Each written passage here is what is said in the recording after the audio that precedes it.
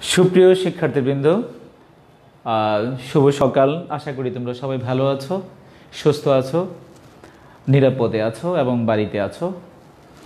আমরা গত ক্লাসে শেষ করেছিলাম যেখান থেকে, এরপরে আমরা শুরু করব আজকে তাপ ইঞ্জিনের কর্মদক্ষতা দিয়ে আমরা শুরু করব। তাপ ইঞ্জিন বা কার্নো ইঞ্জিনের কর্মদক্ষতা দিয়ে আমরা আজকে শুরু করছি।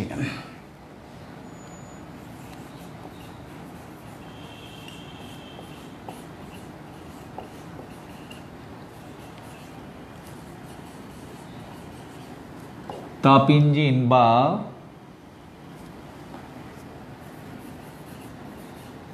কার্নো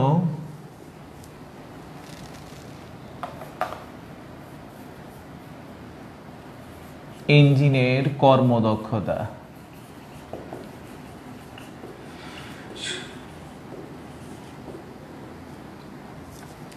তাপ ইঞ্জিন বা কার্নো ইঞ্জিনের কর্মদক্ষতা। কর্মদক্ষতা কাকে বলা হয়, অর্থাৎ ইফিসিয়েন্সি। কর্মদক্ষতা বা ইফিসিয়েন্সি কাকে বলা হয়? এই কর্মদক্ষতাটাকে একটা চিহ্ন দিয়ে একটা প্রকাশ করা হয়ে থাকে, সেটাকে আমরা ইটা বলে থাকি। এখন কর্মদক্ষতা বা তাপীয় ইঞ্জিনের কর্মদক্ষতা বলতে আমরা বুঝি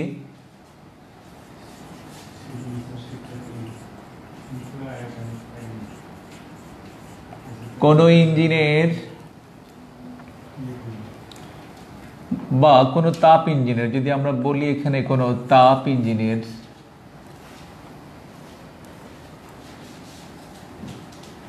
কোনো তাপ ইঞ্জিন দ্বারা কাজে পরিণত বা রূপান্তরিত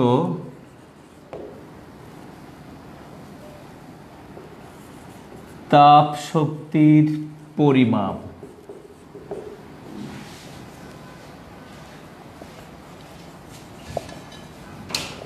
ও উক্ত ইঞ্জিন দ্বারা গৃহীত বা শোষিত তাপ শক্তির অনুপাতকে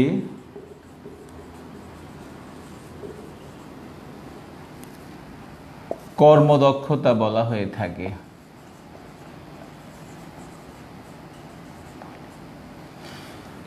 একটু লক্ষ্য করো তোমরা,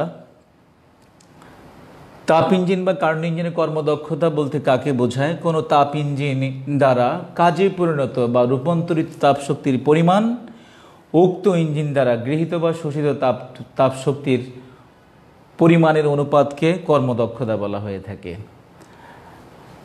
এই কর্মদক্ষতাকে আমরা এখানে ইটা দ্বারা প্রকাশ করে থাকি, অর্থাৎ ইফিসিয়েন্সিকে ইটা দ্বারা প্রকাশ করা হয়েছে। তাহলে আমরা কি লিখবো এখানে? ইঞ্জিন দ্বারা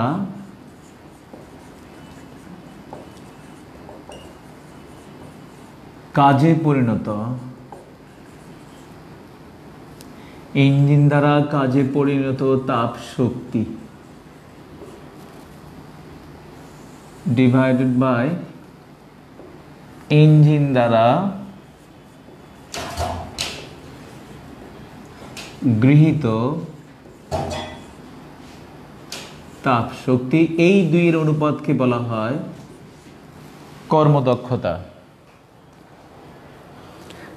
প্রিয় শিক্ষার্থীবৃন্দ, আমরা আগের একটি চিত্রের মাধ্যমে খেয়াল করেছিলাম উৎস থেকে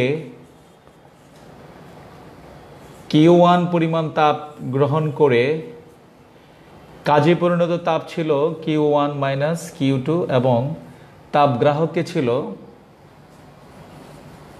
গ্রাহকে Q2 পরিমাণ তাপ সে প্রেরণ করেছিল। অর্থাৎ খেয়াল করো, একটা ইঞ্জিন, হিট ইঞ্জিন উৎস বা সোর্স থেকে Q1 তাপমাত্রা গ্রহণ, Q1 পরিমাণ তাপ গ্রহণ করে গ্রাহকে বা সিঙ্কে সে Q2 পরিমাণ তাপ বর্জন করেছে। তাহলে মাঝখানে যেই তাপের পরিমাণটা সেটাই কাজে পরিণত তাপ, অর্থাৎ Q1 মাইনাস Q2। তোমাকে 100 টাকা যদি তোমাকে বাজারে দেওয়া হয়, তুমি 90 টাকার বাজার করেছো। 100 টাকা বলতে এখানে ইঞ্জিন তোমাকে উৎস থেকে গৃহীত তাপের পরিমাণ, আর তুমি বাসায় বাবাকে এনে ফেরত দিয়েছো 10 টাকা। তার মানে তুমি কাজে লাগিয়েছো, তো বাজার করেছো 90 টাকা, that is Q1 minus Q2। যদি আমরা এইভাবে চিন্তা করি, তাহলে তোমার কর্মদক্ষতাটা কতটুকু হবে, যে তোমাকে কি পরিমাণ দেওয়া হলো আর তুমি কি পরিমাণ কাজে লাগালে। এটা তোমার শক্তি হতে পারে, কাজ হতে পারে, বা যে কোনো শক্তি হতে পারে। শক্তির এই পরিমাণটাই আমরা এখানে দেখব। তোমরা 9-10-এ পড়েছো P output divided by P input, P out divided by P in, তোমরা এইভাবে পড়েছো। বাট আমরা ইন্টারমিডিয়েট এসে এখানে আমরা এটাকে এইভাবে বলতে চাই। তাহলে কর্মদক্ষতা বলতে ইঞ্জিন দ্বারা কাজে পরিণত তাপশক্তি এবং ইঞ্জিন দ্বারা গৃহীত তাপশক্তি, দুইয়ের অনুপাতকেই বলা হচ্ছে তোমার কর্মদক্ষতা। প্রিয় শিক্ষার্থীবৃন্দ, তোমরা অনেকেই একটু কনফিউশন বা একটু বিভ্রান্তিতে থাকো, বা অনেকে এক করে ফেলো যে কর্মদক্ষতা এবং ক্ষমতা এক কিনা। এটি কখনো ফিজিক্সের ভাষায় বা কোনোভাবে এটা একরকম বলা যায় না, কারণ কর্মদক্ষতাটা এইভাবে চিন্তা করা হয় তোমাকে কি পরিমাণ তোমার শক্তি তুমি গ্রহণ করলা আর কি পরিমাণ কাজে লাগালা, এটা হলো তোমার কর্মদক্ষতার পরিমাপ। কিন্তু ক্ষমতা হলো তুমি একক সময়ে কতটুকু কাজ করতে পারো, সেটার পরিমাপে হচ্ছে তোমার ক্ষমতা। এখানে আমরা কর্মদক্ষতা এবং ক্ষমতার এখানে আমরা পার্থক্যটা আমরা বুঝতে পারি। আমরা একটু ডাস্টার নিয়ে আমরা একটু মুছে ফেলি এটাকে।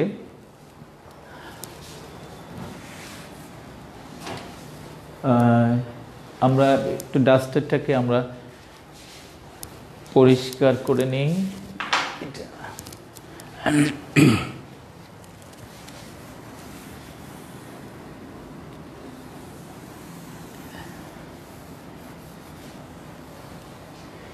তাহলে এখানে কি দাঁড়ালো, আমি একটু উপরে যাই, অর্থাৎ এই বাংলা লেখা নিচে আসার কথা নিয়ে উপরে থাকি। এটা কাজে পরিণত তাপের পরিমাণ হলো Q1 minus 2 divide by Q1। এটি হচ্ছে কর্মদক্ষতার হিসাব বা পরিমাপ আমরা করতে পারি কর্মদক্ষতার। তোমরা কাগজ কলম নিয়েই এগুলো লেখার চেষ্টা করো, আর তোমাদের কোনো মতামত থাকলে সেটা অবশ্যই তোমরা আমাদের এখানে মতামত কমেন্টস লিখবে, আমরা দেখে তার সমাধান বা উত্তর দেওয়ার চেষ্টা করব আমরা। তাহলে এখানে আমরা যদি এখানে ভাগ করে নিই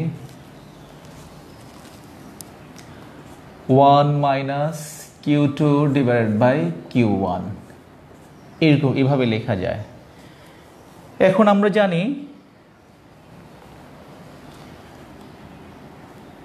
কার্নোট চক্রে কিংবা তাপ ইঞ্জিনের ক্ষেত্রে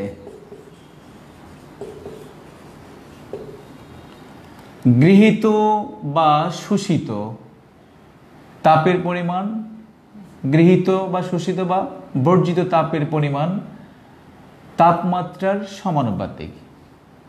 আমরা এমনি তো জানি তাপ এবং তাপমাত্রা পরস্পরের সমানুপাতিক। তাপ বাড়লে তাপমাত্রা বাড়বে, এটাই স্বাভাবিক কথা, এটাই স্বাভাবিক বক্তব্য হিসেবে আমরা নিতে পারি। তাপ এবং তাপমাত্রা পরস্পর সমানুপাতিক, তার মানে তাপ ডিভাইডেড তাপমাত্রা ইকুয়াল টু একটা ধ্রুব রাশি বা ধ্রুবক। এখানে Q1 by T1 is equal to Q2 by T2। Therefore আমি যদি এটাকে লিখি Q1 divide by Q2 is equal to T1 divide by T2, এইভাবে এটাকে লেখা যায়। আশা করি তোমরা এটাকে বুঝতে পেরেছো। কার্নোট চক্রে বা তাপ ইঞ্জিনের ক্ষেত্রে তাপ, আমি বাংলা কথাগুলো আর লিখলাম না, গৃহীত বা শোষিত বা বর্জিত তাপ তার পরম তাপমাত্রার সমানুপাতিক। তাহলে Q by T is equal to ধ্রুবক Q1 by T1 is equal to Q2 by T2। আমি যদি এটাকে ট্রান্সফার করে নিই তাহলে Q1 by Q2 is equal to T1 by T2।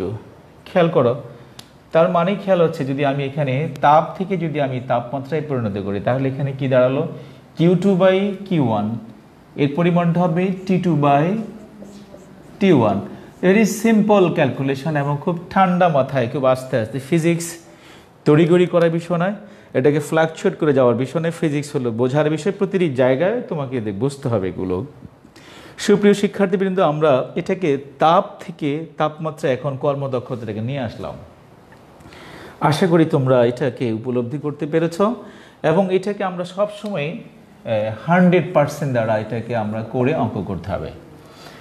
তাহলে আমরা বুঝে গেলাম তাপ এবং তাপমাত্রার মাধ্যমে কর্মদক্ষতা আমরা এটাকে প্রকাশ করে ফেললাম। খেয়াল করো তোমরা, আমি যদি এবার বলি কোনো ইঞ্জিন থেকে যদি তাপ বর্জিত না হয়, অর্থাৎ তাপ গ্রাহকে যদি কোনো তাপ যদি শোষিত না হয়, খেয়াল করো এখানে Q2টা হলো তাপ গ্রাহকে বর্জিত বা সিঙ্কে বর্জিত তাপ, অর্থাৎ তাপ গ্রাহক যদি কোনো তাপ শোষণ না করে তাহলে সেই ক্ষেত্রে এইটার মানটা কত হয়ে যাবে? 0 হয়ে যাবে। অর্থাৎ খেয়াল করো, আমি কিন্তু বাংলায় লিখছি না, কিন্তু আমি বলছি তাপ গ্রাহক অর্থাৎ সিঙ্ক যদি বা কোনো তাপ ইঞ্জিন যদি তাপ গ্রাহক যদি তাপ বর্জন না করে, অথবা সিঙ্ক বা তাপ গ্রাহক যদি তাপ শোষণ না করে, অর্থাৎ এই গ্রাহক যদি তাপ গ্রহণ না করে বা তাপ ইঞ্জিন তাপ যদি বর্জন না করে, সেম থিং, তাহলে Q2-র পরিমাণটা 0 হয়ে যাবে। Q2-র পরিমাণটা 0 হয়ে যাবে মানে এই পুরো জায়গাটা 0 হয়ে যাবে। তার মানে এখানে ইটাটা কত হয়ে যাবে? 1 - 0, তার মানে হচ্ছে 1 দ্যাট ইজ 100%। 100% মানে হচ্ছে 1। প্রিয় শিক্ষার্থীবৃন্দ, একেবারে সিম্পল, একেবারে ক্লিয়ার হিসাব এখানে। তার মানে হচ্ছে কোনো তাপ ইঞ্জিনের কর্মদক্ষতা আমরা প্রিভিয়াস ক্লাসে বলেছিলাম যে 25%-এর বেশি, 25%-এর বেশি কখনো হয় না। আর এখানে সেই হিসাবে কত পারে? 100%, দ্যাট ইজ ইম্পসিবল। আর এটা কার্নো ইঞ্জিন বা তাপ ইঞ্জিন বা হিট ইঞ্জিনের পক্ষে কখনো তার কর্মদক্ষতা 100% করা সম্ভব নয়। আমরা এখন একটা চলে যাই একটা অঙ্ক করা, কারণ ফিজিক্সে অঙ্ক বা ম্যাথমেটিক্যাল প্রশ্নটাই বেশি থাকে। যারা ম্যাথমেটিক্স অঙ্কে ভালো থাকবে, ভালো করবে, তারাই ভালো ফলাফল করবে। আমরা এখন একটা অঙ্কে চলে যাই। তোমরা সবাই একটু কাগজ কলম নিয়ে লিখবার চেষ্টা করো। কোনো কার্নো ইঞ্জিন যখন আমি লিখছি অঙ্ক, এটা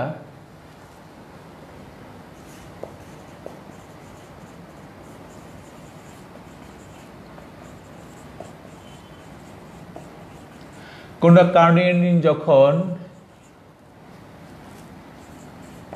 27 ডিগ্রি সেলসিয়াস তাপমাত্রায় তাপ গ্রাহকে থাকে,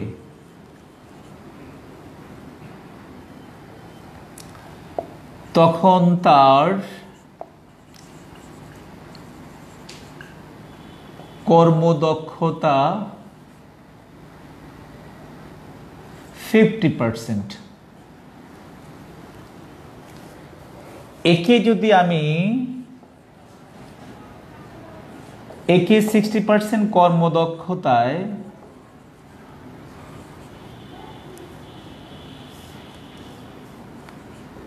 পরিণত করতে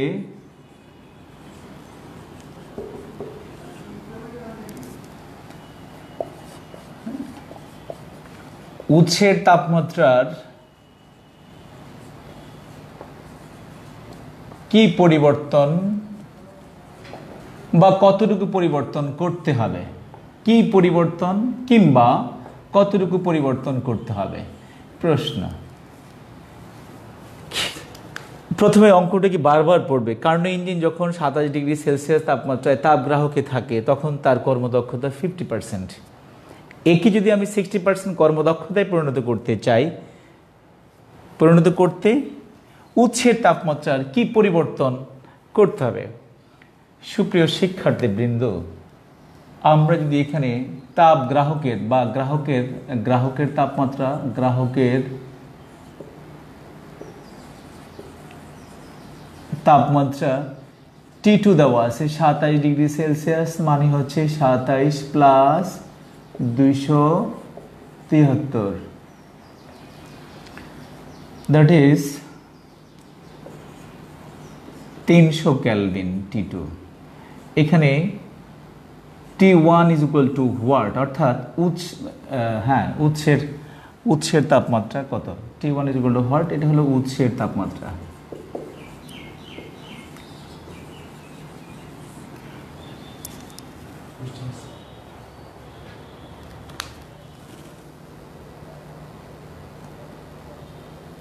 হ্যাঁ, আমরা আসছি রেফ্রিজারেটর ইঞ্জিন এবং তার বিপরীতে একটি হলো তাপ ইঞ্জিন, তার বিপরীত, এটা আমি ব্যাখ্যা করব, অবশ্যই আসছি। আমি আগে অঙ্কটা শেষ করে নিই, তারপরে ওই সেই প্রশ্নে আমি চলে আসছি। ধন্যবাদ আলতাফ এইচ বিএবি হিমেল, আলতাফ হচ্ছে হিমেল। সে প্রশ্নটা একটু চমৎকার একটা প্রশ্ন। আমি এই প্রশ্নটির জবাবটি আসলে এখনই দিতে চাই যে হিট ইঞ্জিন বা কার্নো ইঞ্জিন এর বিপরীত কিন্তু এখানে রেফ্রিজারেটর। হিট ইঞ্জিনে যেমন কোনো উৎস থেকে তাপ গ্রহণ করে গ্রাহককে বর্জিত করে, কিন্তু রেফ্রিজারেটর সেখানে হচ্ছে কি কোনো বস্তু থেকে তাপ গ্রহণ করে সে বাহিরে সেই তাপটাকে প্রেরণ করে দেয়। অর্থাৎ আমরা এর আগে যে ফ্লো চার্ট বা ডায়াগ্রামটা চিত্রটা এঁকেছিলাম, সেখানে উৎস থেকে তাপ গ্রহণ করে গ্রাহকের তাপ বর্জন করেছে। হিমায়কে বা রেফ্রিজারেটরের বেলায় হচ্ছে সেখানে বস্তু থেকে তাপটা গ্রহণ করে, আমরা যখন কোনো ফ্রিজে বস্তুটাকে রাখি সেখান থেকে সে তাপ গ্রহণ করে। একটা প্রক্রিয়া আছে, সেটা আমি যাব রেফ্রিজারেটরের কার্যনীতি বা কিভাবে হাউ ইট ওয়ার্কস আমি যখন বলবো তখন সেখানে আরও ক্লিয়ার তোমরা হতে পারবে। আমি এখন অঙ্কটার মধ্যেই থাকিতে চাই। আমাদের এখানে তাহলে প্রথম শর্ত, এখানে আমরা অঙ্কটা করব। প্রথম শর্ত eta is equal to 1 minus T2 by T1 into 100%। এখানে তোমরা খেয়াল করো কর্মদক্ষতা কত পার্সেন্ট? 50% এখানে দেওয়া আছে। প্রথম ক্ষেত্রে কর্মদক্ষতা 50%। 1 মাইনাস T2 হলো 300 ডিগ্রি সেলসিয়াস, এইটা ইন্টু 100%। 50% মানে হচ্ছে, আমি একটু বাম পাশে লিখি 0.5।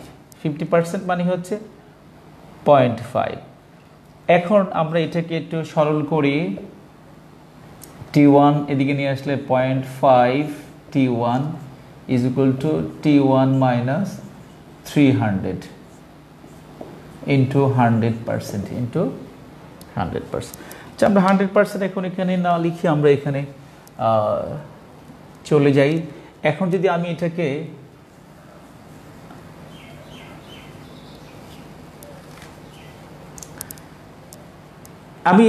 যদি এটাকে গুণ করি, যে কত দ্বারা গুণ করলে এটা সিম্পল টি হয়ে যাবে? 2 দ্বারা গুণ করলে, অর্থাৎ 1 হয়ে যাবে এখানে 2t, আর এখানে হবে 600। সুপ্রিয় শিক্ষার্থী, একটু তোমরা খেয়াল করো, একদম সিম্পল হিসাব। 0.5 কে যদি আমি 2 দ্বারা গুণ করি, অর্থাৎ এই সমীকরণের উভয় পাশে আমি 2 দ্বারা গুণ করেছি, তাহলে কত হবে? 0.5 into 2 that is 1, that is t। এখানে 2t, এখানে 600। আমরা প্রশ্ন মুছে ফেলি।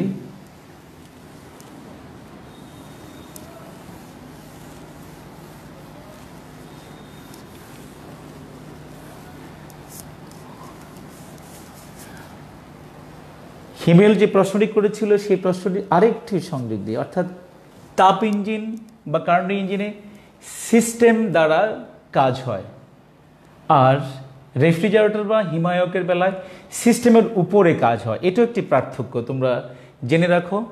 তাপ ইঞ্জিন সিস্টেম দ্বারা কাজ হয়, সিস্টেম বলতে এখানে গ্যাস বা যে কোনো বস্তুকে বোঝাচ্ছে সিস্টেম, আর হিমায়ক বা রেফ্রিজারেটরের কাজ হচ্ছে তার সিস্টেমের উপরে কাজ হয়। অর্থাৎ আমরা ফ্রিজের মধ্যে যখন কোনো বস্তু রাখি তার উপরে কিন্তু কাজ হয়। তার মানে এখানে আমরা অঙ্কটাকে লিখে ফেলি এখানে, তাহলে বিয়োগ করলে এখানে মান হচ্ছে T1 কত হচ্ছে, যদি বিয়োগ করি 600 কেলভিন। তাহলে 50% কর্মদক্ষতায় উৎসের তাপমাত্রা হলো 600 কেলভিন। আমার প্রশ্নে ছিল কত পার্সেন্ট করা হলে? 600% করা হলে। আবার এখানে আমরা লিখব, আবার 600% হলে 1 minus T2 by T1, 0.6 1 minus T2/T1। এখানে কত করলে পরে এটি একটি পূর্ণ সংখ্যা হয়ে, সেটি হলো 5 দ্বারা যদি গুণ করি, কি দ্বারা, অর্থাৎ এখানে 0.6 T1 minus equal to T1 minus T2 মানটা এখানে 300 কেলভিন। 300 কেলভিন। এখন আমি যদি 5 দ্বারা গুণ করি, এটা হবে 5 6 30, তার মানে 3T1 5T1 মাইনাস 3 5 1500 কেলভিন। আমি নিচের অংশটা মুছে ফেলেই, আমি 50% কর্মদক্ষতায় তার উৎসের তাপমাত্রা ছিল 600 কেলভিন। 50% কর্মদক্ষতায় তার কর্মদক্ষতা হবে T1 is equal two 750 kelvin.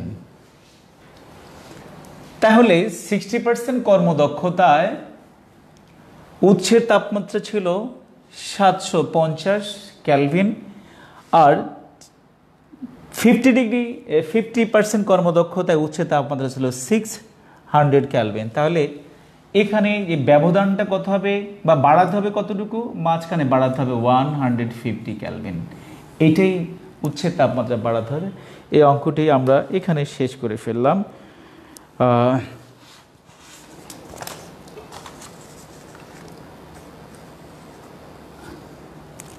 এখন আসো, আমি ইতিমধ্যে বলেছি তাপ ইঞ্জিনে সিস্টেম দ্বারা কাজ হয়, আর রেফ্রিজারেটর বা হিমায়ক সিস্টেমের উপর কাজ হয়। তাই এটা একটি পার্থক্য। আর কারো কোনো প্রশ্ন আছে কিনা আমরা খেয়াল করছি। আমাদের অনেক শিক্ষক মণ্ডলী, আমার বন্ধুরা যারা ফিজিক্স পদার্থবিদ, তারাও ক্লাসটি ওয়াচ করছে এবং সবাই দেখছেন। এবার আমরা যাব refrigerator. What is refrigerator or how it works, কীভাবে এটা কাজ করে। আমাদের প্রাত্যহিকতার একটি আবশ্যকীয় যন্ত্র হচ্ছে রেফ্রিজারেটর বা হিমায়ক, যা ছাড়া আমাদের পারিবারিক বা আমাদের ফ্যামিলি বা আমাদের প্রাত্যহিকতার জিনিসপত্রগুলো আমরা আসলে অনেকটাই সংরক্ষণ করতে পারি না। এর প্রধান কাজ হচ্ছে খাদ্যবস্তুকে সংরক্ষণ করা, দীর্ঘদিন হিমায়িত রাখা। রেফ্রিজারেশন বা শীতলীকরণের জন্য ফ্রেয়ন নামক এক প্রকার রাসায়নিক পদার্থ ব্যবহার করা হয়ে থাকে। শীতলীকরণ বা হিমায়নের জন্য ফ্রিজের মধ্যে বা হিমায়কের মধ্যে একটি ফ্রেয়ন নামক একটি রাসায়নিক পদার্থ ব্যবহার করা হয়ে থাকে, যাকে রেফ্রিজারেন্ট বলা হয়ে থাকে।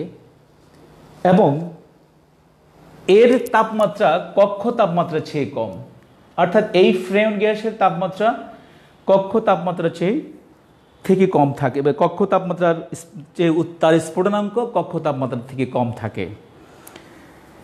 এদেরকে আমরা রেফ্রিজারেন্ট বলে থাকি।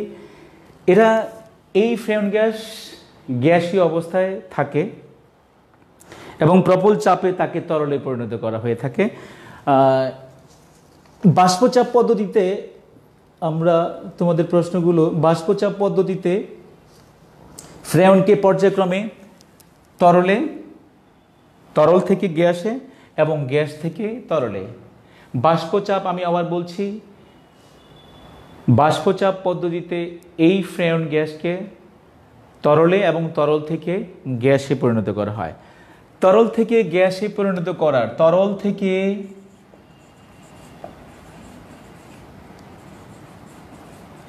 গ্যাসে পরিণত করাকে বাষ্পায়ন বা ইভাপোরেশন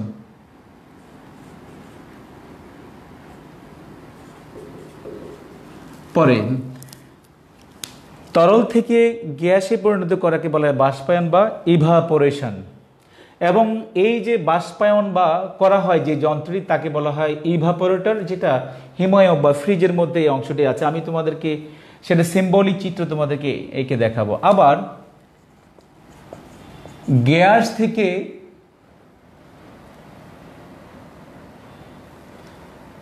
তরলে পরিণত করাকে বলা হয়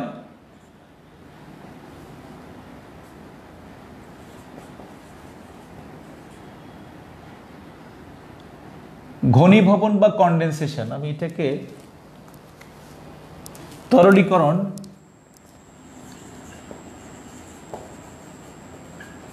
বা কন্ডেনসেশন, অর্থাৎ ফ্রিজে বা রেফ্রিজারেটরে বা হিমায়িত যন্ত্রে কন্ডেনসেশনের একটা থাকে, কন্ডেন্সার থাকে। সেই কন্ডেন্সারের কাজ হলো গ্যাসকে উচ্চ চাপে সেখানে তরলীকরণ করা হয়ে থাকে।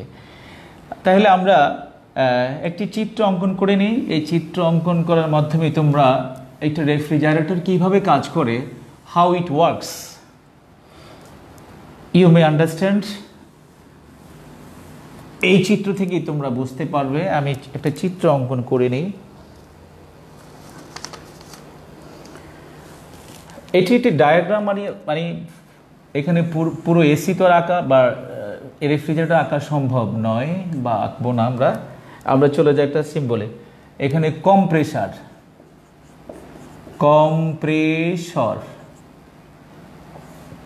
তুমি দেখবা কদিন পরে দেখবা ফ্রিজের কম্প্রেসারে তার ওয়ারেন্টি দেওয়া থাকে 3 বছর 5 বছর।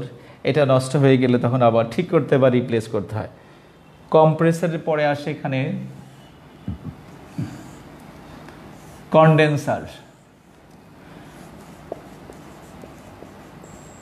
কন্ডেন্সার, এরপরে এখানে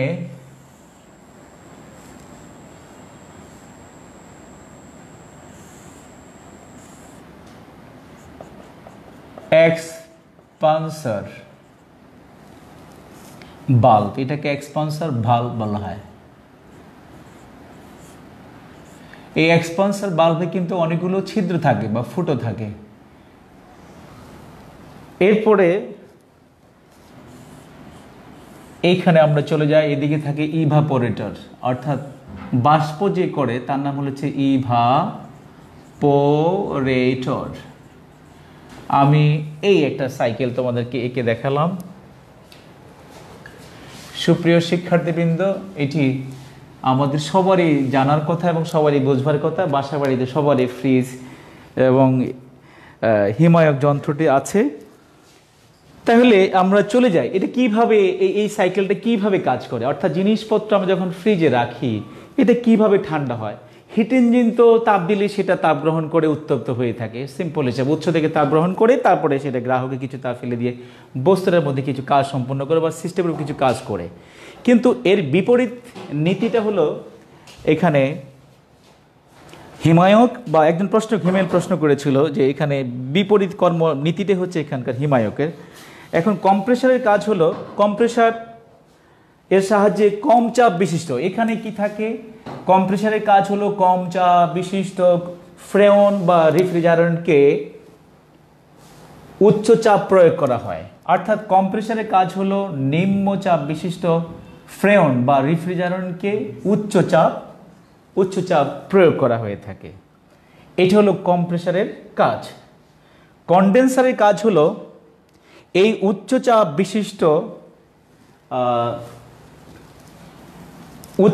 বিশিষ্ট ফ্রেয়নকে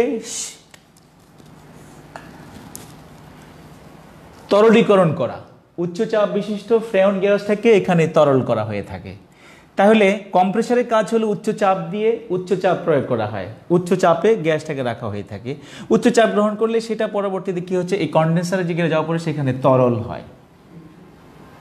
তোমরা খেয়াল করছো উচ্চ চাপে সেটা কি হয়েছে, তরল হয়ে থাকে। এবার এক্সপানশন যে বাল্ব আছে, এক্সপানশন বাল্ব বা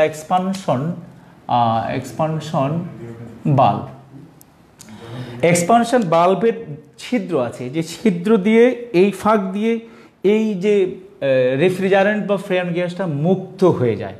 তার মানে ফ্রেয়ন গ্যাসটা সেখান থেকে বেরিয়ে যায়। বেরিয়ে যাওয়ার পরে এরপরে কাজ হলো ইভাপোরেটরের কম চাপ, এখন আর সেখানে চাপ নাই, কম চাপ এবং কম তাপমাত্রার, খেয়াল করো, কম চাপ এবং কম তাপমাত্রার বিশিষ্ট ফ্রেয়ন বাষ্পীভূত হয়। এখন সে কি হচ্ছে, ইভাপোরেশন হচ্ছে। ইভাপোরেটের কাজ হচ্ছে কম চাপ এবং কম তাপমাত্রা বিশিষ্ট যে ফ্রেয়ন গ্যাসটি কি হচ্ছে, বাষ্পীভূত হয়। এখন কোনো জিনিস বাষ্পীভূত হওয়ার বা ইভাপোরেশন যখন হয় তখন সে কিন্তু একটি তাপ গ্রহণ করে। সেই তাপটি কোথায় থেকে গ্রহণ করা হচ্ছে, কার থেকে নিচ্ছে, ফ্রিজে রক্ষিত যে দ্রব্যাদি আছে সেখান থেকে তাপটা সে গ্রহণ করে এইখানে বাষ্পীভূত হতে থাকে বা ইভাপোরেশন হতে থাকে।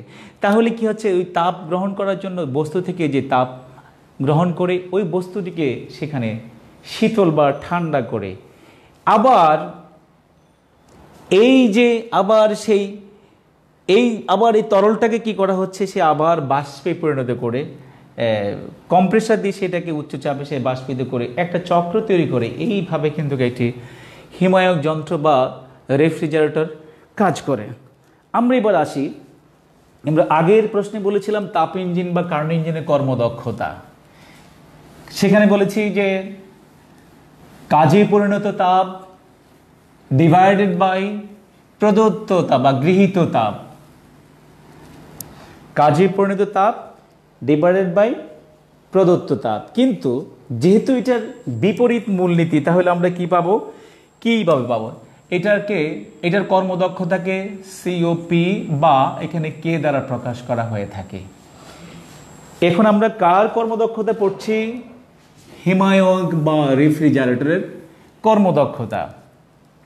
এটা সম্পূর্ণ একেবারে বিপরীত মেরুতে আছে, অর্থাৎ ক বা কে, এটাকে বলা হয় কর্মদক্ষতা বা কর্মসম্পাদন সহগ তাকে বলা হয়ে থাকে। তাহলে কি হচ্ছে এটা, অর্থাৎ নিম্ন তাপমাত্রার তাপাদার হতে, খেয়াল করো, নিম্ন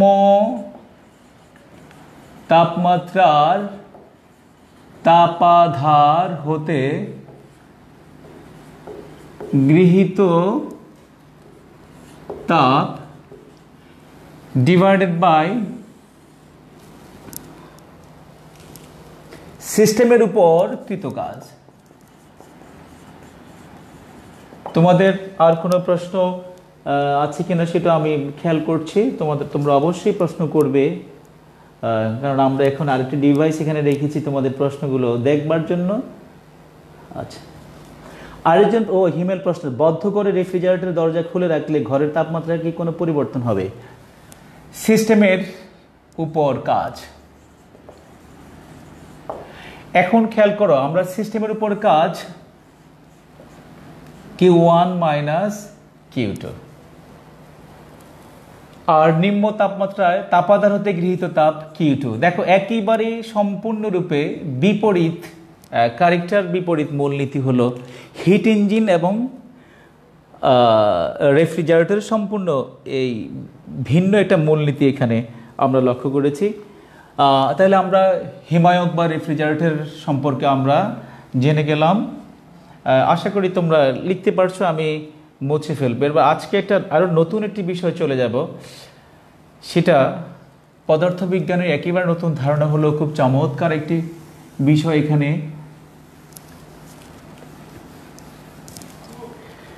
সুপ্রিয় শিক্ষার্থীবৃন্দ, আমরা এখন চলে যাচ্ছি নতুন একটি ধারণা, যেটা আগে তোমরা কখনোই জানোনি, কিন্তু খুব পদার্থবিদ্যার এটি খুবই ইম্পর্টেন্ট এবং খুব গুরুত্বপূর্ণ একটি রাশি।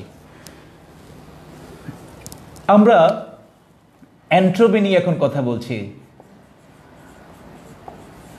What is entropy? এন্ট্রপিটা কি? এন্ট্রপি নিয়ে আজকে অনেকক্ষণ আমি বিশদ আলোচনা করব। তোমরা আশা করি এখান থেকে তোমরা উপকৃত হবে। এন্ট্রপি মানে হচ্ছে বিশৃঙ্খলা। এক কথা যদি আমি বলি, প্রথমে শুরু যদি করি আমি, বিশৃঙ্খলার পরিমাপটা হচ্ছে এন্ট্রপি।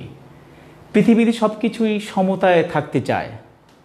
তাপ বলো সমতায় থাকতে চায়, পানির প্রবাহ সমতায় থাকতে চায়, অর্থাৎ একটা ভারসাম্য অবস্থায় প্রকৃতি থাকতে চায়। এখন এই ভারসাম্য থাকতে গিয়ে কি হয়, কি ঘটে থাকে? আমি যদি একটি উদাহরণ তোমাদেরকে এইভাবে দেই, যে 50 ডিগ্রি সেলসিয়াস 90 ডিগ্রি সেলসিয়াস তাপমাত্রায় 5 কেজি পানিকে তুমি একটি পাত্রে রাখলে, আর 10 ডিগ্রি সেলসিয়াস তাপমাত্রায় সেই 5 কেজি পানিকে তুমি যদি রাখো, এবং এটাকে যদি আমি এইভাবে চিন্তা করি যে একটাকে তাপ উৎস ধরি আর একটাকে ধরি তাপ গ্রাহক ধরি। কারণ 90 ডিগ্রি সেলসিয়াস তাপমাত্রার 5 কেজি পানিটাকে যদি আমি একটা পাত্রে রেখে তাকে যদি আমি উৎস হিসেবে ধরি, আর 10 ডিগ্রি সেলসিয়াস তাপমাত্রার 5 কেজি পানিতে আরেকটা যদি আমি পাত্রে রেখে দিই তাকে যদি আমি তাপ গ্রাহক ধরি, তাহলে কি হবে, এখানের মধ্যে 90 ডিগ্রি সেলসিয়াস তাপমাত্রার বস্তু থেকে 10 ডিগ্রি সেলসিয়াস তাপমাত্রার বস্তুর মধ্যে ক্রমাগত তাপটা যেতে থাকবে। যতক্ষণ পর্যন্ত তাপের সমতা না আসবে ততক্ষণ পর্যন্ত আমরা কিছু কাজ এখান থেকে পেয়ে থাকি। যখনই তার তাপের সমতা অর্থাৎ তাপীয় সমতা চলে আসবে তখন আর আমরা সেখান থেকে কোনো কাজ পেয়ে থাকি না, অর্থাৎ তাপশক্তি তখন আর তাকে কাজে লাগানো সম্ভব হয় না। এই যে শক্তির অপ্রাপ্ততা, অক্ষমতা, এর পরিমাণটাকে এক কথায় বলা হয় এন্ট্রপি। আমি কি আশা করি তোমাদেরকে এই প্রশ্নটি তোমাদেরকে আমি বোঝাতে পেরেছি। তারপর আমি এবার এন্ট্রপির সংজ্ঞাটা লিখছি। কোনো সিস্টেমের শক্তি রূপান্তরের, এক কথায়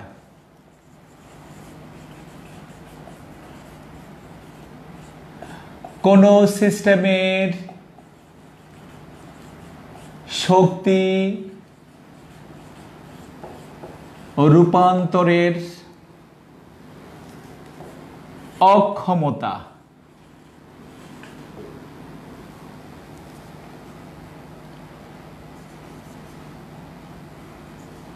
অপ্রাপ্ততা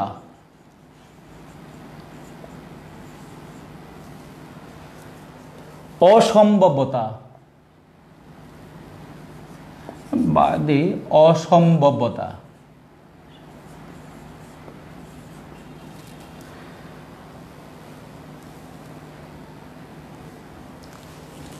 আমরা একটু মুছি নিই এটাকে। শক্তি, কোনো সিস্টেমের শক্তি রূপান্তর অক্ষমতা বা অপ্রাপ্ততা থেকে বা অসম্ভবতাকে এন্ট্রপি বলা হয়ে থাকে। এটি হলো একেবারে চুম্বক কথা। এটি একটি মাত্র সংজ্ঞা, অনেকগুলো সংজ্ঞা আমি তোমাদের আজকে দিব এবং অনেকগুলো উদাহরণ আমি আজকে তোমাকে দিব। তাহলে তোমরা এন্ট্রপি, একটা বিশদ আলোচনা, আমরা এন্ট্রপির এই সামান্য অংশটুকু তোমাদেরকে আলোচনা করলাম। আজ অব্দি পৃথিবীতে এন্ট্রপির পরম মান আজও জানা যায়নি। অর্থাৎ কোনো বস্তু তাপ গ্রহণ বা বর্জন করলে তার এন্ট্রপি পরিবর্তন হবে। এক কথায় হচ্ছে কি, তাপ গ্রহণ বা বর্জন করলে তার এন্ট্রপির পরিবর্তন হবে, এটি একটি কথা। কোনো বস্তু তাপ গ্রহণ বা বর্জন করলে তার এন্ট্রপির পরিবর্তন হবে। আর এন্ট্রপির পরম মান আজ অব্দি আবিষ্কার করা সম্ভব হয়নি। এবার আসো, বিজ্ঞানী ক্লসিয়াস একটি কথা, বিজ্ঞানী ক্লসিয়াস বলেছেন, তার সংজ্ঞাটা কি? ক্লসিয়াস তার বিবৃতি, ক্লসিয়াস বিবৃতিটা খেয়াল করো। কোন সিস্টেমের তাপমাত্রার সাপেক্ষে, আমি লিখছি তোমরা লেখো, কোন সিস্টেমের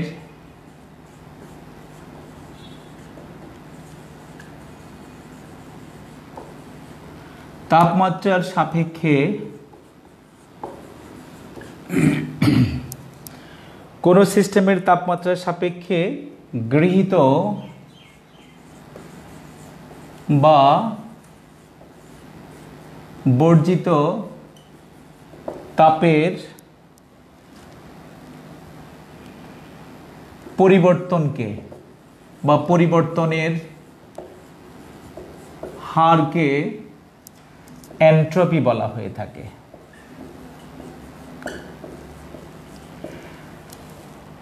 কোন সিস্টেমের তাপমাত্রার সাপেক্ষে গৃহীত বা বর্জিত তাপের পরিবর্তনের হারকে এন্ট্রপি বলা হয়ে থাকে। আমি যদি এন্ট্রপিটাকে এটাকে ডিএস দ্বারা প্রকাশ করি তাহলে dQ/T।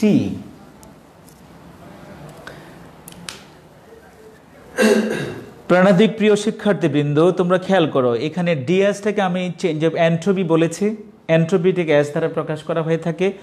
আর এখানে ডিকিউ হচ্ছে শোষিত বা গৃহীত তাপের পরিমাণ, তাপের পরিবর্তনের, আর এটি হচ্ছে পরম তাপমাত্রা অর্থাৎ যে কোনো তাপমাত্রা। তাহলে এই যে আমরা ক্লসিয়াসের মতে কোনো সিস্টেমের তাপমাত্রার সাপেক্ষে গৃহীত বা বর্জিত তাপের পরিবর্তনের হারকে এন্ট্রপি বলা হয়। তাহলে এন্ট্রপির এককটা কি? Joule per kelvin. Joule per kelvin হচ্ছে এখানকার তার একক। আমরা একটু মুছে নেই, আমরা আরো একটা সংজ্ঞা দেব।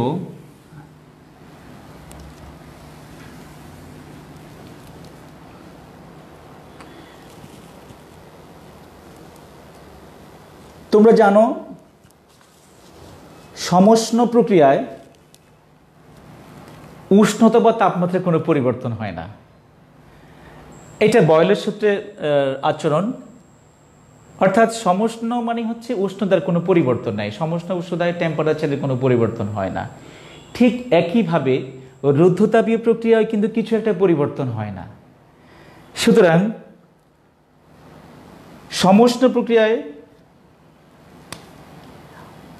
যেমনটি তাপমাত্রায় পরিবর্তন হয় না, রুদ্ধতাপী প্রক্রিয়ায় তার কিছু একটা পরিবর্তন হয় না। আমরা যদি এই সংজ্ঞাটাকে আবার এইভাবে দিতে চাই, রুদ্ধতাপীয় প্রক্রিয়ায় লিখছি রুদ্ধতাপীয়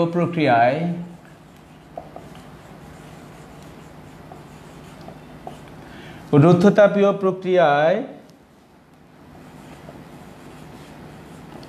বস্তুর যে তাপীয় ধর্ম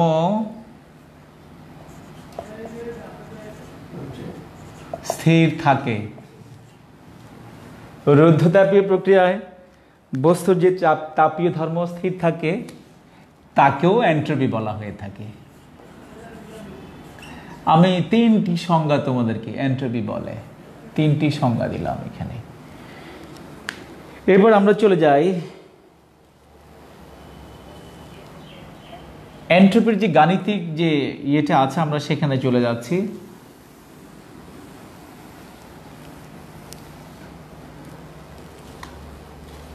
এন্ট্রপির শর্তগুলো আমরা আলোচনা করব একটু পরে। তার আগে আমি একটি এই ম্যাথমেটিক্যাল টার্মটাকে প্রাধান্য দিতে চাই। সেটি হলো, আমরা যদি এখানে নিয়ে যাই, উঠছে তাপমাত্রা, তাপগ্রাহকের তাপমাত্রা T2 হয়ে থাকে, তাহলে এটা হবে dQ/T। এখন আমরা জানি Q = ms dt। তার মানে হচ্ছে এই dQর পরিবর্তে আমি ms, m হলো ভর, s হলো স্পেসিফিক হিট বা আপেক্ষিক তাপ, T1 T2 dt/dt। এখন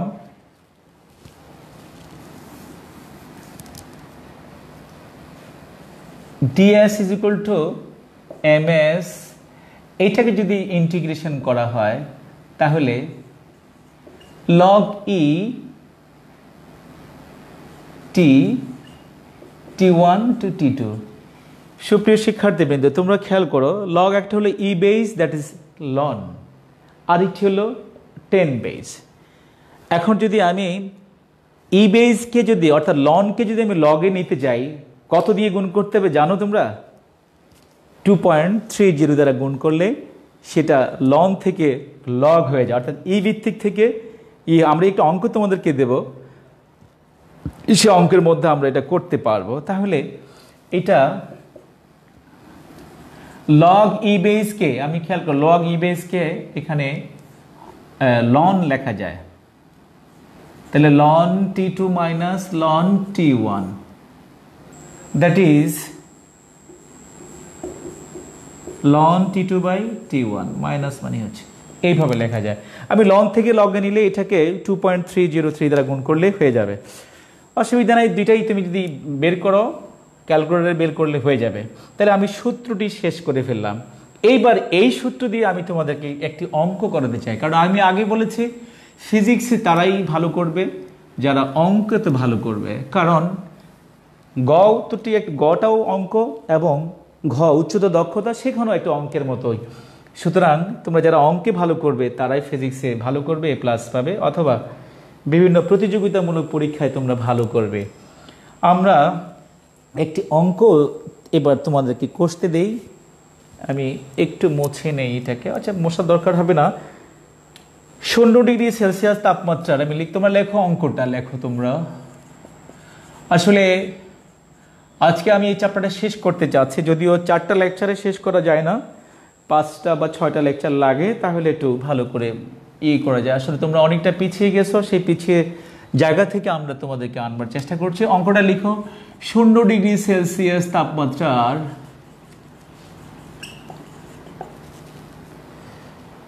5 কেজি পানিকে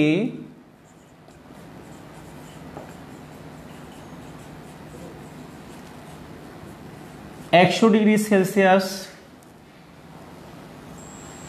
তাপমাত্রায় উত্তীর্ণ করতে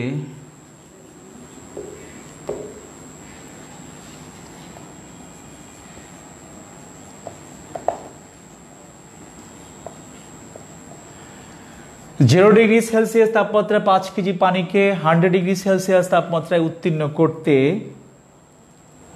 এন্ট্রপির কি পরিবর্তন হবে? এন্ট্রপি দিয়ে কিন্তু একটা উদ্দীপক থাকে প্রায়। এন্ট্রপির কি পরিবর্তন হবে?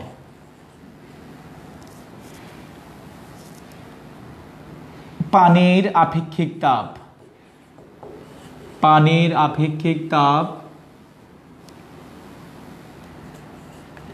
4.2 joule per KG per kelvin দেওয়া আছে। আমার সূত্রটা এখানে লেখা আছে, সূত্রটার মধ্যে এখানে মানটা বসিয়ে দিলে আমরা অঙ্কটা পেয়ে যাব। Very simple and easy. এখানে ভর বলতে কত? 5 কেজি। এস বলতে দেওয়া আছে, বাকিটার মান T2 এবং T1 এর মান এখানে বলা আছে। এইটি হলো T1 আর হলো কি T2। এখানে T1 T2 এর মানটা ধরে তোমরা অঙ্কটা করতে পারে। আমি তোমাদেরকে এটি বাসায় করবার দিয়েছি, এর আনসারটি আমি তোমাদেরকে বলে দিয়েছি 6.558 কেলভিন। এটার আনসারটা হলো, অঙ্কর আনসার হলো এত। এটা তোমরা বাসায় করে নিবা, তোমাদেরকে একটা হোমওয়ার্কে দিয়ে দিলাম। এবার আমি চলে যাচ্ছি এন্ট্রপির শর্তগুলো। কিছু শর্ত আছে, তোমরা এন্ট্রপির শর্তগুলো আর কারো কোনো প্রশ্ন আছে কিনা আমরা দেখছি না। এন্ট্রপির কিছু শর্ত বা এন্ট্রপির কিছু নিয়ম মেনে চলে, যেমন রুদ্ধতাপীয় প্রক্রিয়ায় এন্ট্রপি স্থির বা ধ্রুবক থাকে। কারণ কি? রুদ্ধতাপীয় প্রক্রিয়ায় তাপের পরিবর্তন শূন্য। প্রত্যাবর্তী প্রক্রিয়ায় এন্ট্রপি স্থির থাকে। প্রত্যাবর্তী প্রক্রিয়া, আমরা প্রত্যাবর্তী কাকে বলা হয় সেটা আমরা জানি। প্রত্যাবর্তী প্রক্রিয়া এন্ট্রপি ধ্রুব থাকে। অপ্রত্যাবর্তী প্রক্রিয়া এন্ট্রপি বৃদ্ধি পায়। আমি 3টি কথা বলেছি। রুদ্ধতাপীয় প্রক্রিয়ায় এন্ট্রপি স্থির থাকে, প্রত্যাবর্তী প্রক্রিয়ায় এন্ট্রপি স্থির থাকে, অপ্রত্যাবর্তী প্রক্রিয়া এন্ট্রপি বৃদ্ধি পায়। এখন রুদ্ধতাপীয় প্রক্রিয়া এন্ট্রপি বৃদ্ধি পায়, তার মানে হচ্ছে কি? রুদ্ধতাপীয় প্রক্রিয়ায় ডিকিউর মানটা 0 হয়ে যাবে। কি হয়ে যাবে? 0। তো 0 মানে হচ্ছে পুরোটাই 0। তো 0কে ইন্টিগ্রেশন করলে কি হয়? ধ্রুবক হয়। তাহলে মানে এন্ট্রপিটা কি হচ্ছে? এটাকে ইন্টিগ্রেশন করলে এখানে থাকে সিম্পল এস থাকে। তাহলে এন্ট্রপি ধ্রুবক থাকবে কোন প্রক্রিয়ায়? রুদ্ধতাপীয় প্রক্রিয়া। আমি এই সংক্ষেপে বলছি, কারণ এরপরে আমাদের গণিতের স্যার এসে বসে আছেন রুদ্ধতাপীয় প্রক্রিয়ায়। তোমরা গণিত ক্লাসও মনোযোগ সহকারে করবে। রুদ্ধতাপীয় প্রক্রিয়ায় ডিকিউর পরিমাণটা 0 থাকে, তাহলে এন্ট্রপিটা ধ্রুবক থাকে। প্রত্যাবর্তী প্রক্রিয়ায়ও কি থাকে? এন্ট্রপিটা স্থির থাকে। সেই প্রত্যাবর্তী প্রক্রিয়া এন্ট্রপিটা স্থির থাকে। আমি একটু চিত্র দিয়ে এটাকে একে আজকের মতো আমি এখানে ক্লাস শেষ করব, কারণ ঈদের আগে এটি আমার শেষ ক্লাস। আবারও তোমাদের সাথে দেখা হবে ঈদের পরে, আল্লাহ সবাইকে যদি বাঁচিয়ে রাখে। এবারে ব্যতিক্রমধর্মী আমরা ঈদ উৎসব পালন করব। তোমরা বাসায় থাকবে, বেরোবে না। আমি এবার একটি প্রত্যাবর্তী প্রক্রিয়ায়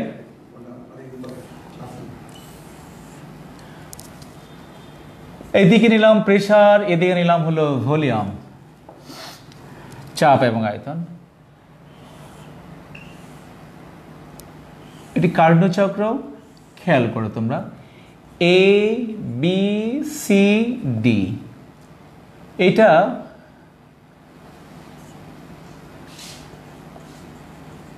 সমষ্ণ রেখা, এখানে তাপমাত্রা হলো T1, উৎসের তাপমাত্রা Q1। আর আমি যদি এটাকে সমষ্ণ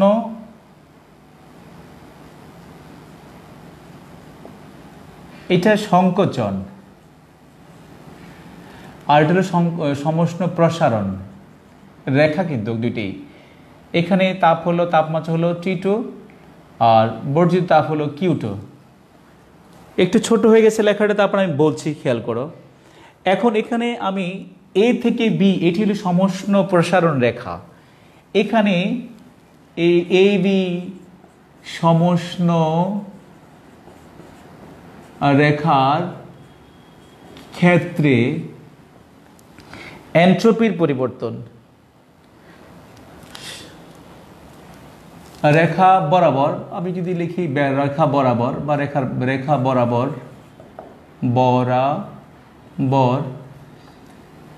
এন্ট্রপির পরিবর্তন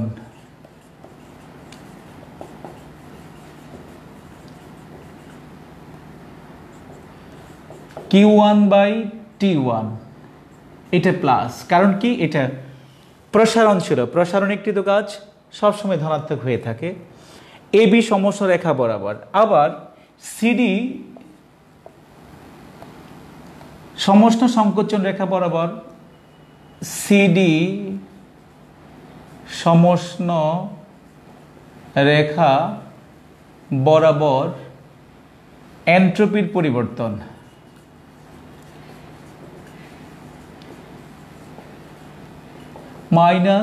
-Q2/T2। সুতরাং মোট এন্ট্রপির পরিবর্তন কার? কার্যনির্বাহক বস্তুর উপর। কার উপরে? আমি এই চিত্রটা মুছে ফেললাম। আমি এখন পড়াচ্ছি কোনটা? পড়াচ্ছি হলো প্রত্যাবর্তী প্রক্রিয়ায় এন্ট্রপি স্থির থাকে, সেই প্রশ্নের সমাধানটি পড়াচ্ছি। প্রত্যাবর্তী প্রক্রিয়ায় এন্ট্রপি পরিবর্তন বা এন্ট্রপিটা ধ্রুবক থাকে, আমি সেই প্রশ্নটা পড়াচ্ছি। তাহলে কার্যনির্বাহক বস্তুর উপরে আমি লিখছি এখানে কার্যনির্বাহক বস্তু, দ্যাট ইজ সিস্টেম। কার্যনির্বাহক বস্তুর মোট এন্ট্রপির পরিবর্তন, কার্যনির্বাহক বস্তুর মোট এন্ট্রপির পরিবর্তন এখানে কত হবে? DS = Q1 + Q2 - Q2/T2। আমরা কার্নোচক্রের ক্ষেত্রে ইতিমধ্যে আমরা জেনেছি যে Q1/T1 = Q2/T2, that is Q1/Q2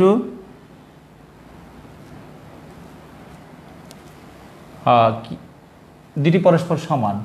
তো দুটি পরস্পর সমান হলে এখানে কি হয়ে যায়? Q1/T1 - Q1/T1, দ্যাট ইজ এই মানটা হয়ে যায় 0। তাহলে এটি যদি আমি উভয় পক্ষে ইন্টিগ্রেশন করি, তার মানে কি হচ্ছে?